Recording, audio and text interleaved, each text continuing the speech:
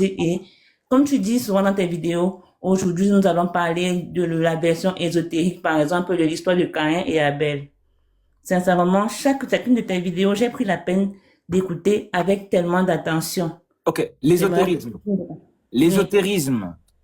L'ésotérisme, exotérisme. ouais, L'ésotérisme, ça fait référence très simplement à tout ce qui est la connaissance cachée dans le visible, on va dire. Dans ce que tu vois, il y a toujours une facette ésotérique. oui, Prenons le corps humain, je vais donner un simple exemple. Ça, c'est l'exotérisme. Et l'ésotérisme, c'est tout autour. Parce que l'homme, c'est pas ce que tu vois ici.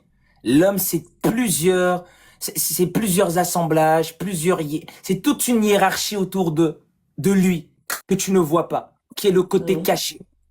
L'ésotérisme, tu le retrouves également au niveau de toutes les religions.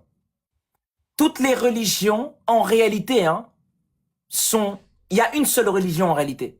Mais il y a plusieurs religions exotériques qui expliquent en fait aux profanes une certaine réalité qu'on essaye de cacher. Parce que les anciens ne voulaient pas que la masse de moutons soit informée de certaines choses.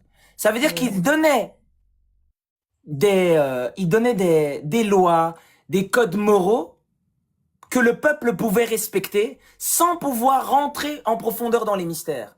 Parce que lorsque tu rentres dans l'ésotérisme, tu as accès à un pouvoir oui, magique, un pouvoir de contrôle, un oui, pouvoir de manipulation, si tu l'utilises mal, un pouvoir euh, de créer des pensées, créer des égrégores, créer des champs oui, magnétiques où plusieurs personnes vont commencer à se brancher à ces égrégores-là. Et si donc toute la société détient maintenant ces clés-là, et ça tombe dans les mauvaises mains de certaines personnes, ce qui s'est malheureusement passé à un moment donné, ça oui. crée du chaos.